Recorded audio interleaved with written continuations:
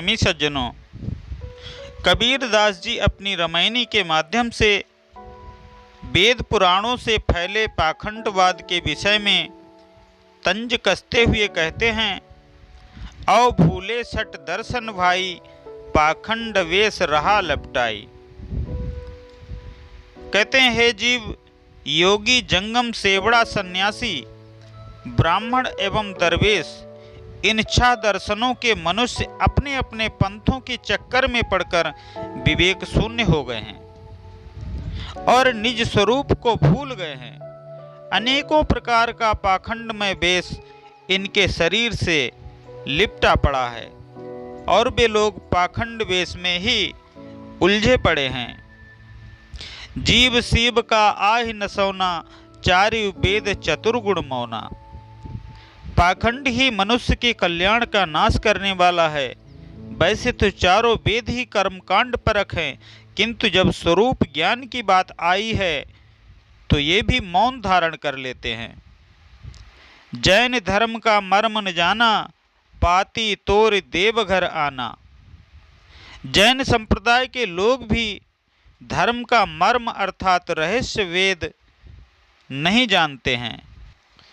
ये लोग एक और तो कहते हैं कि फूल पत्तियों भी सजीव होती हैं और उनमें भी करोड़ों जीवधारी रहते हैं।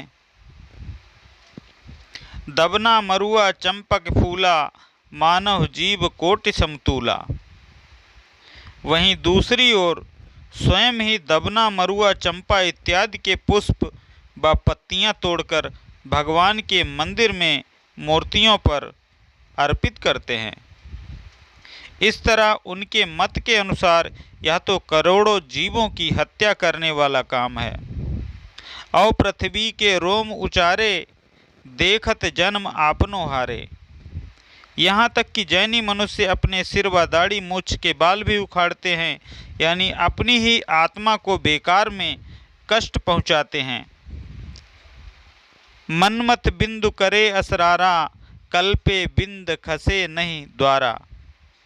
ताकर हाल होए अद्भुता, 6 दर्शन में जैन बिगुरचा।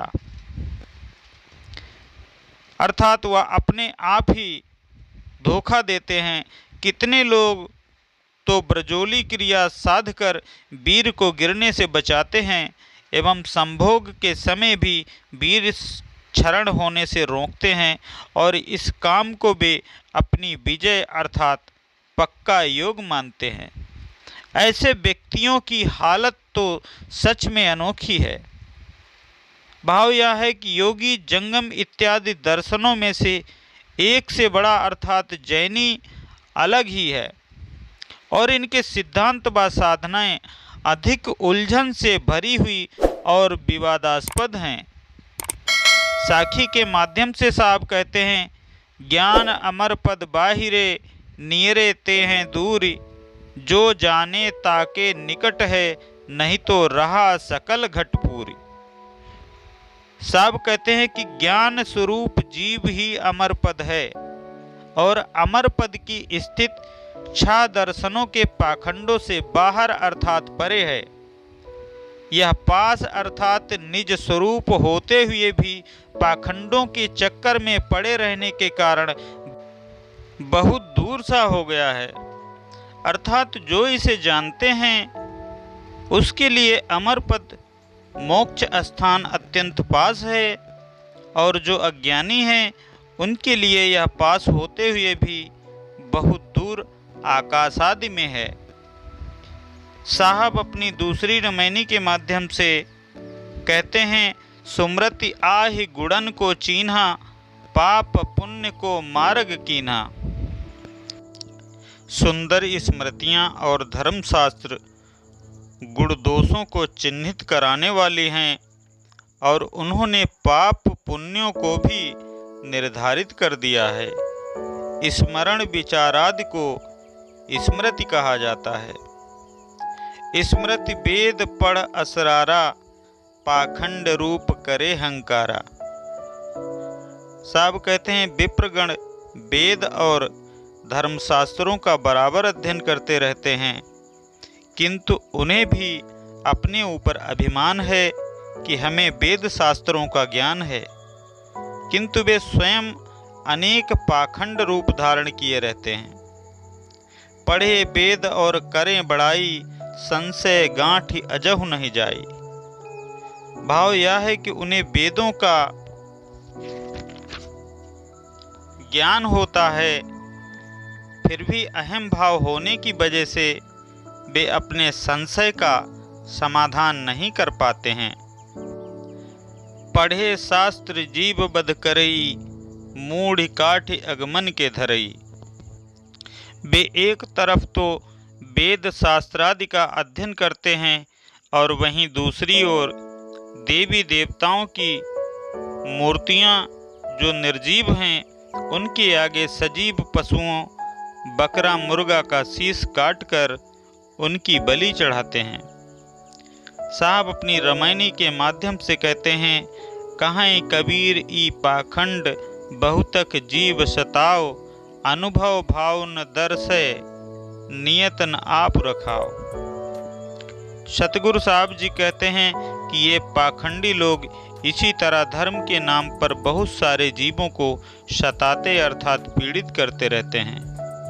उन्हें स्वयं पीड़ा का अनुभव होता है, फिर भी ये नहीं समझ पाते कि दूसरों को पीड़ित करना कितना बड़ा पाप का काम होता है। भाव यह है कि जो व्यक्ति दूसरों को पीड़ा पहुंचाता है वह विवेकपूर्ण मनुष्य जीवन प्राप्त करके भी स्वयं का संरक्षण नहीं कर पाता है। अंध सुदर्पण वेद पुराना, दरबी कहा महारस जाना। जिस प्रकार नेत्रहीन व्यक्ति के लिए दर्पण व्यर्थ है, उसी तरह पाखंडियों अविवेकियों के लिए वेद पुराण निरर्थक होते हैं।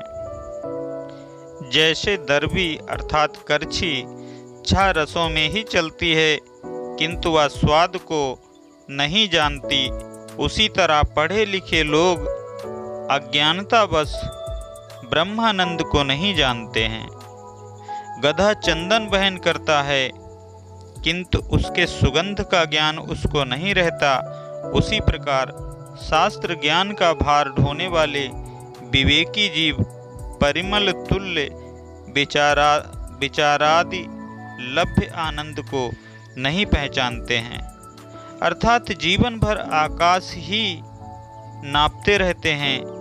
वे बातें तो लंबी चौड़ी करते हैं किंतु रहते कीचड़ में ही हैं। सतगुरु साहब कहते हैं, ज्ञान प्रमादी मनुष्य अपने लक्ष्य को शून्य में खोज करते रहते हैं। वे वास्तविक ज्ञान से रहित होते हैं, जिसके कारण उनका अहम भाव विनष्ट नहीं हो पाता है। वेद की पुत्री सुमृति भाई, सो जेबरी कर लेत ही आई। कबीरदास जी कहते हैं कि हे भाई, स्मृतियां वेदों की बेटियां हैं, जो मानवों को बंधन युक्त करने के लिए अपने हाथों में जेबरी अर्थात रस्सी लेकर प्रकट हुई हैं। आपु ही बरी आपन गर बंधा, झूठा मोह काल को फंदा। मानवों ने अपने ही हाथों से मोहवश उस रस्सी से अपना गला बांध लिया है। कहने का तात्पर्य यह है कि मानवों के भीतर यह भ्रांति या अवधारणा फैली है कि वेद शास्त्र भगवान अप्तकृत है और बिना कुछ सोचे समझे इनकी बातों को स्वीकार कर लेना चाहिए। इसी काल्पनिक पास में लोग फंस जाते हैं और यही इन लोगों के लिए फांसी का फंदा है। बंधवत बंधा छोरियो, न जाई विषय स्वरूप भूल दुनियाई। मानव इस फंदे से अपने आप को बांध तो लेता है, परंतु वह इसको खोल नहीं पाता और बंधन न खुलने से वह निज चेतन स्वरूप को भूलकर विषयादि भोगों को ही अपना स्वरूप मान लेता है। हमरे देखत सकल जग लूटा, दास कबीर राम कहि छूटा। इस विश्व के समस्त प्राणी सांसारिक वस्तु को हमारी है या हमारी है समझते समझते अज्ञानतावश लुटते जा रहे हैं। किंतु जो उपासक भक्त होते हैं वो इसमें न पड़कर राम नाम का जाप कर इससे छूटने की आस लगाए रहते हैं। साब साखी में कहते हैं, राम ही राम पुकारते जिभ्या परिगो रौस, सुधा जल पीवे नहीं खोद पिबन की औस।